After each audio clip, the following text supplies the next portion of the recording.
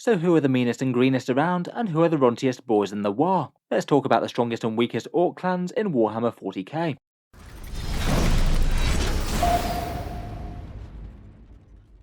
Hello and welcome back to Auspex Tactics, where today I thought we'd talk Orcs, and more specifically go through each and every Orc clan right now, and talk about their strengths, weaknesses, and how they stack up against each other. It's been kind of interesting that since the Orc Codex has come out, the fortunes of some clans have risen and fallen based on rules and model changes. Currently in game, I won't deny that there's one clan that far sticks out above the rest, but I was perhaps more interested to see how the rest of them were shaping up, at least in terms of competitive Orc lists at tournaments. With that in mind, I thought we'd go through each of the Orc clans, talk about how well they're doing in game at the moment in terms of win rates and a few other things, and then talk about the mightiest things that they can bring to bear and the best units for the clan. Let's jump straight into it and start with Tier 4, perhaps the hardest Orcs to win with at the moment. So first up, in Tier 4, I've chosen to rank just the Bad Moon clan here. The yellow armoured rich gits with the fancy teeth just really don't seem to be bringing quite enough Daka to the game right now, and kind of in a weird parody of the Space Marine Imperial Fist, they're a shooting clan that seems to be outcompeted by the other armies at the moment. It does seem that in terms of army performance in tournaments in Nephilim, the Bad Moons perhaps do seem to be struggling more than literally any other clan, only having a measly 24% win rate, the lowest out of any of them, and they're also the least selected clan to be played in tournaments and things, only 1% of selections. I feel in general they are a clan that have their merits, they do well with certain shooting units, but if you really want to take a list built around Orky firepower, then generally Freebooters are the preferred way to do it. The main issue I think is that the Bad Moon shooting buffs are just a little bit too specific and focused on Daka weapons as opposed to being more generalised and giving you more damage. The Bad Moon's clan culture gives you an extra 6-inch range to Daka weapons and also 6s to wound when shooting get you AP -1 better, generally going to be most helpful with lower strength, higher volume of fire things. Admittedly it does make them pretty cool with anything that throws out a mass volume of shots at the enemy. Shooter boys are perhaps one of the best incarnations here. Daka jets, war bikers and looters are also nice. But again, they are still competing against Freebooters, where all of these units might be getting a massive +1 to hit, which generally far outweighs the extra range and small AP boost if they get lucky on the 6s. I'd say perhaps the single best thing for Bad Moons is perhaps their one command point showing off stratagem. That gets one core unit 6s to hit, scoring additional hits on their targets, and when you're hitting on 5s, that often equates to a +50% shooting buff. Very nice and easy to have pop off on a big unit of Warbikers, for example. A unit of Bad Moon Warbikers in the speed war benefit will do some serious work, loads of shots with a little bit of AP, and more on 6s. Otherwise, their Warlord trait, the best armour that Teeth can buy, is good. A 4+ invul and a +1 to your armour saves. Not bad for a mega boss or something, though I guess you might want to be weighing it up against things like Brutal but Cunning. The Gobshot Thunderboss is quite fun as well. 2d6 auto hits at strength 5, AP -1 and damage 1. I think that's pretty usable for a command point. Overall though, I do just feel that these are badly balanced against Freebooters. Even with the claws needing to unlock killing an enemy unit, the massive extra firepower buff will generally outweigh whatever the Bad Moons can throw at the enemy. Moving on, and in Tier 3, I feel that these two are interesting but a bit more overshadowed by the other clans, and here I've chosen to rank the Snakebites and the Blood Axes. I feel like these guys have some pretty interesting options, but they do seem to be played a bit less than the other Orc clans, and perhaps not having quite the same amount of win rate either. First up, we've got the Snakebites. They're far better in terms of tournament wins and things, achieving around about a 46% win rate at grand tournaments, though again it really is a minority of players playing them, only 3% overall. To be fair to them in terms of win performance, they're really not doing terribly. Orcs are around about 47-48% at the moment, so aren't actually all that far below that. The Snakebites Old Ways clan culture gives them extra power to squigs and extra toughness. The squig benefit gives you a +1 to wound with squig units if you charged or heroically intervened. Very nice for Squig Hog Boys and Beast Bosses on Squigator, both of which are pretty solid choices in their own right. And the extra durability boost means that you can only be wounded on a 4+ against things that are strength 7 or less. It's really quite a nice rule when it comes into effect, but it's just a little bit unfortunate that it basically means that you only ever get use of it on strength 6 or strength 7 weapons, and only strength 7 against things like Squig Hogs, which are toughness 6 anyway. I suppose it occasionally can be handy against something with a +1 to wound, say for example the Blood Angels. Overall, I feel like the Snakebites were maybe a little bit more relevant when you could, say, break an Orc army into 2 different clans fighting alongside. Maybe invest in a detachment of Snakebites for some squig-powered goodness with that massive melee boost, and then have the majority of the rest of your army do something else a bit more focused, maybe something shooting related. Otherwise, I feel like the other bits of their clan are quite decent. A 1 command point for a chance to deny the witch never hurts against a psychic heavy foe. The Buzz Bomb relic is kind of fun, even if it is one shot, and the Resurrect on Death Warlord trait could be handy enough on a really big fighty war boss. They do have a couple of special characters as well in Mosrog Scragbad, who's fairly decent, though I must admit I think he's fairly equivocal with a Squigosaur with relics and warlord traits, and Zogrod Wartsnagger, who I must admit doesn't really add much. I think he's just not very good for his points. Overall, I think it's perhaps the fact that the benefits just don't really stack to much of the army that means the Snakebites are less taken. They certainly make the Squighogs very savage, but I feel like the Goffs generally do a bit better for melee things overall, as they've got a big general purpose combat buff as well, and something that affects other units, not just Squigs. The other clan I've ranked in tier 3 are the Blood Axes. When I was looking at the data, I was kind of expecting them to be doing a little bit better. They are a clan that's got an interesting Codex supplement as well, with a whole bunch of extra warlord traits, relics, and stratagems. A lot of those play around with commandos as well, which certainly aren't a bad orc unit, but it does seem that overall in the real world, they're not doing so great on the tournament scene. Only a 43% win rate, and still are played by a small minority of players, only 3%, same as the Snakebites. They do feel like a clan that's got loads of different options, but none of them are particularly standout. The Sneaky Blood Axe trait gives you light cover at greater than 18-inch range, and also the ability to fall back and charge. Both helpful but a touch situational, and light cover isn't always the biggest deal if you've only got a 6+ t-shirt save anyway. I guess a little bit more helpful on some of the vehicles, I suppose.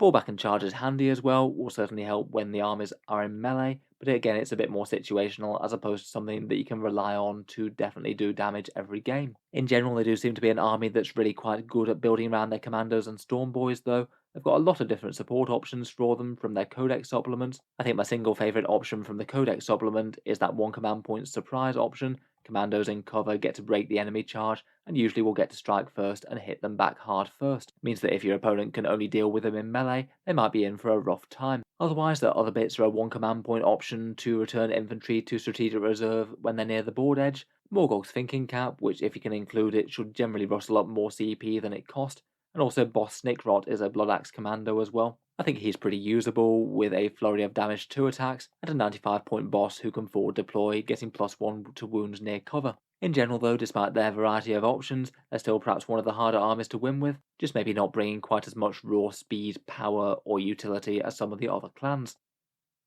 Moving on to tier 2 though, here are some of the stronger Orky armies right now, though perhaps just a little bit behind the top spot. Here I've chosen to rank the shooty Freebooters, the zoomy Evil Sons, and the lucky but light-fingered Deathskulls. First up, we've got the Freebooters, winning around about 46% at the moment, kind of similar to the Snakebites, played a little bit more, though I would personally rate them just a little bit stronger, just because of their shooting potential and a way of building a very different Orky army. I feel like if a few points changes got slightly improved, the Freebooters could really rise to prominence once more. At the moment it seems to be melee to be the way to go, but if say buggies and shooting units went down a fair bit, then Freebooters might rise to the fore once more. They played a little bit more than Blood Axes and Snakebites, though not much. Freebooters' main trick is that they get competitive. After one of your units has killed an enemy unit that phase, the rest of the army gets a +1 to hit army-wide. It's decent enough in melee, where you'll be usually hitting on 2s rather than 3s, but at range it's absolutely spectacular, going from hitting on 5s to hitting on 4s normally. It works out to be a crazy +50% more damage than you'd normally expect. It's better than the vast majority of other faction-specific shooting traits throughout Warhammer 40K. Strong units tend to be things like the buggies and the planes like the Wasbomb blaster jets, and they're quite nice with things like mech guns or killer cans as well, as the mech guns and killer cans could potentially trigger the trait and then let the other units hit on 4s when they get to their shooting. They also work pretty nicely with the Speed Mob Army of Renown as well. The actual Speed Mob units get the Freebooters keyword, so again can trigger the trait, and then have any battle wagons and planes hit a bit better. I feel like it's an army that you need to play just a little bit more carefully though. You really need to make sure that you're getting that first unit kill, so perhaps requires a little bit of tactics as to what unit you're going to try and bully before you try and maximise the extra damage from the rest of the army once it's triggered. Otherwise, from their options, they get a 1 command point option for objective secured infantry for a turn. Can be pretty nice to flip an objective if you know it's going to make the difference. They've also got the Bad Skull banner as well, which allows you to cancel enemy objective secured in itself. The combination of the two could be a way to basically snag any objective for a turn, and it might actually make you consider at least some infantry in the force, where I feel like quite a lot of other freebooters lists might be tempted to go very heavy on the vehicles. You do also have the option of using Captain Badrock as well, though I personally would rate him as one of the weaker orc characters right now. I feel like he just needs a bit more DACA for those points. Overall though, I definitely feel like freebooters are an army with potential. If Orky firepower becomes the way to go with points changes and things, then the freebooters I'm sure will rise up and perhaps take the top spot once again. Moving on, red ones go faster, and here we have the Evil Sons, again on 46%, a fine win rate to Orcs, and here we're getting into the slightly more commonly played factions, 7% of army selections in tournaments overall. Their clan culture makes them go a bit faster, +1 inches to their movement, pretty handy on anything, a nice bonus +2 inches to speed freaks units, and also +1 to advances. It means that you've potentially got a very long charge threat range if anything can advance and charge, either by calling the War or using their rather nice Warlord trait, which means that you can nominate one core unit to advance and charge. You could in theory have things like a kill rig going around about 20 inches before charging as well, if you take some squig hide tires along. The other bit of their culture is allowing you to advance and shoot with assault weapons, kind of a bit niche within Codex Orcs, I think. I feel like there was some sort of late game design rewrite where they decided that Daka weapons wouldn't count as assault, so it means that their assault weapon buff is actually really applicable to only some really specific guns within the Codex, so it isn't very useful. I guess not terrible on things like squig boggies though. I feel like in general the clan's perhaps most playable for things that want some really long charges, perhaps particularly things that can't pass straight through terrain, maybe things like squig hog boys, kill rigs, or beast bosses on Squigosaur. I feel like the Evil Sons can also be pretty interesting for speed mob as well, mainly for their 1 CP move shoot move stratagem, which means that you can have some speed freaks shoot at the enemy, then retreat somewhere behind terrain. Finally, and one last other quite powerful draw to the faction is Resmeka's Redder Paint. This one gives you yet another +2 inch move on the character that takes it, and you could stack that on a kill rig as well for an even crazier long charge if you wanted. But perhaps more importantly, enemy units in melee with this one fight last. Very helpful for allowing you to dictate the flow of combat and potentially also charge multiple things across the board, safe from interruption. Again, that one can be nice on a fighty boss as well, things like a beast boss on Squigosaur or a war boss on Bike. I feel like they're definitely a clan that's got some interesting choices. Extra movement also great, and also their warlord trait, stratagem, and relic are all pretty standout in my opinion, adding good strength to the sub-faction. Next up, we've got the Lucky Blue Gits of the Deathskulls. Again, they're kind of similar to the Freebooters, Evil Sons, and Snakebites on a 46% win rate. Pretty good for Orcs, and these guys are the second most commonly played clan at the moment, 12% worth of selections, still notably behind the top spot. Looking at tournament results, they are the only other clan besides Goffs as well that's won a grand tournament in Nephilim, that list revolving very heavily around their objective secured infantry. While their clan trait might have arguably been toned down a little bit from the previous edition, it still is rather nice. You get a single hit or wound reroll every time a unit attacks, whether it's in combat or shooting. Pretty nice for any units with single powerful shots. Infantry get objectives secured across the army, really helps things out that are outside the troop section like storm boys and commandos, and you also get a 5+ save against mortal wounds as well, never a bad thing in 9th edition 40k where they're all over the place, particularly for psychic armies. In general, the combination of those three generally means that you might want to play a lot of orky small infantry units. Storm boys and commandos perhaps feel like the pick of them, but just other boys units, maybe even some burner boys could be interesting. And if they have the option to take power claws in the units, then all well and good for those good rerolls. Besides that, they've got a 2 command point for a +1 to wound against vehicles with their Wrecker's stratagem. That's applicable to core and characters, and it's handy enough in the right situation. You do need to be buffing something that's fairly fighty though for that to be worth it. The Fixer Uppers can be an okay relic for a big mech if you're running one, heal an extra wound on a vehicle, and have a chance to cause damage to enemy nearby vehicles as well, as the parts zoom over towards your mech. Probably a bit niche but kind of fun. And unfortunately, I would say that Mad Dog Grotznik, like other Pain Boys at the moment, just doesn't really add much interesting. I feel like if Games Workshop actually incentivise big mobs of boys, which they don't really at the moment, then Pain Boys would be a bit more tempting. In general, though, I'd certainly rate Deathskulls as a pretty interesting clan. They seem to be having the most success besides the Goffs. Mass objective secured can always be a bit problematic, and a bit of raw damage and mortal wound defense never really hurts. Finally, as you'd probably guessed by now, the Goths currently are the biggest and the meanest around. Sometimes they're just no getting around, just massive melee damage being one of the most effective ways to go in 40k, and the Goths have it on their units in spades.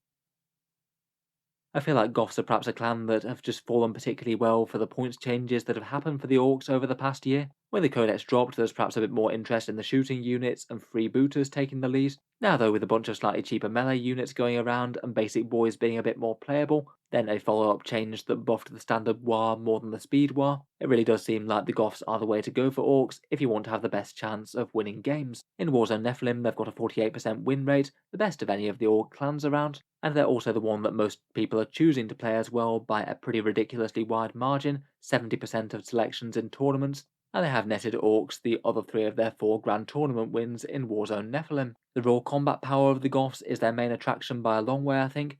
6s to hit cause an extra hit in combat, a nice flat combat buff across the entire faction, usually an extra 25% melee damage, and if you've got 2 CP spare and you desperately need extra combat power, then that can be on a 5+ instead for a core or character unit. I feel like that's fairly solid on its own, but when you have a +1 strength from charging or heroic intervening as well, then that can really take them to the next level. If you are actually fighting with a target where the strength buff is meaningful, that could easily be an extra 50% melee power on the turn you charge in. It means that just a lot of the Orc datasheets that are most efficient at the moment do really well with them. Commandos just bum rushing the enemy turn 1, Squig Hog boys are just generally quite powerful and pretty mighty, Kill rigs are fighty in themselves, as are the beast snagger boys that jump out of them. Same with battle wagons and death rollers and regular boys, or maybe things like mega knobs or war bosses. Just massive extra combat power on some of their best units does seem to be what's needed to make Orcs compete with the other strong armies in 40k right now. Besides that as well, they've got some rather good characters to draw you to the faction as well. Gasgol Thraka himself is very playable, and he features commonly in competitive lists. He's quite an irritating unit to deal with if, say, you're fighting a pure shooting enemy. They can only deal a certain amount of damage to him in one phase, so he's usually going to be making combat. On top of that, he also helps out by buffing nearby melee, and you get both War benefits, meaning that you could take some Goffs planes along or something and have them hitting pretty hard with the speed War too. Makari I'd say isn't mandatory, though is usable enough for just the extra 50 points. Very annoying to kill with that 2+ invul save, plus gives you a feel no pain type aura to nearby boys. Finally, the other character, boss Zagstrug, is by no means weak either. He's just 110 points and moves really quite fast and hits very hard. A whole flurry of damage to attacks, and then a 5+ feel no pain save when he's attacked in return, making him just pretty useful for the points he costs, I think. Overall, the Goffs are pretty much as proper killy as they probably should be, and quite firmly at the top of the pile of clans at the moment. So anyway, I'll be interested to hear your thoughts on the list. Would you have ranked any of the other clans any higher or lower? And let me know why down in the comments. Broadly speaking though, I guess I would rank Goffs as best, Bad Moons as worst, and then most of the rest kind of even in the middle. It's perhaps a bit arbitrary whether you split them up into 2 middle tiers or not, I think. In any case, if you've enjoyed the video, then feel free to subscribe to Auspex Tactics. I'll certainly keep more like this coming. If you'd like something else Orky to watch, then I'll link my Orks faction overview video down in the video description. That one's a complete overview of competitive Orks at the moment, the things that work, and the selections that a lot of people take. Finally, if you've enjoyed the video quite a bit, then also linked down in the video description is the channel's Patreon page as well. That is what allows me to keep on making videos like this on the channel quite so often, so if you are enjoying, any support is enormously appreciated. Channel patrons do get a fair few advantages, seeing certain videos early, regular votes to see what sort of things happen next on the channel, and automatic entry into the regular prize giveaways with a chance to win some really big model kits each month. If any of that sounds good to you, or you'd just like to help support, the link is down in the video description.